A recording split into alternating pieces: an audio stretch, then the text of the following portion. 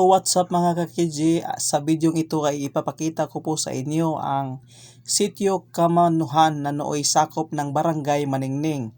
Pero ngayon ay kinikilala na itong Barangay San Isidro. So sakop ho ito ng Malitbog, Southern Leyte. Sa lahat ho ng taga rito ay sa inyo ho ang video na ito. So alright, samahan nyo akong lumipad. Tara, let's go!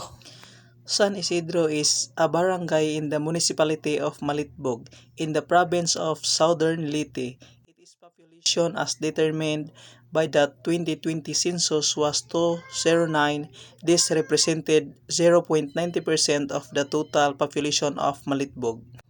The household population of San Isidro in the 2015 census was 210, broken down into 49 households or an average of 4.29 members per households.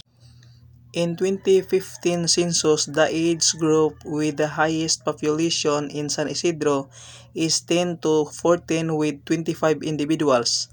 Conversely, the age group with the lowest population is 80 and over with 1 individuals. That among of the population of San Isidro, there are 54 youth dependents to every 100 of the working age population. There are 9 age senior citizens to every 100 of the working population.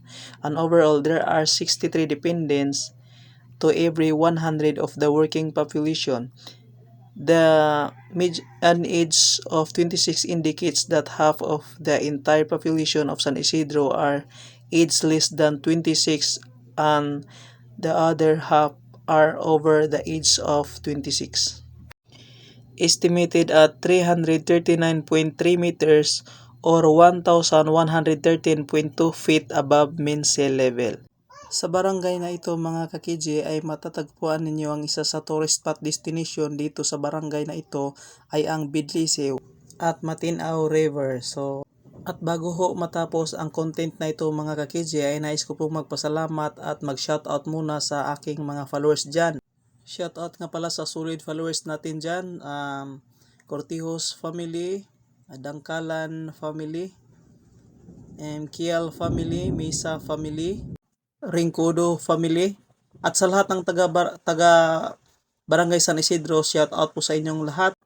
At kay Mama Rose Ibanez, so shout out po sa iyo dyan ma. At sa lahat ng nanonood.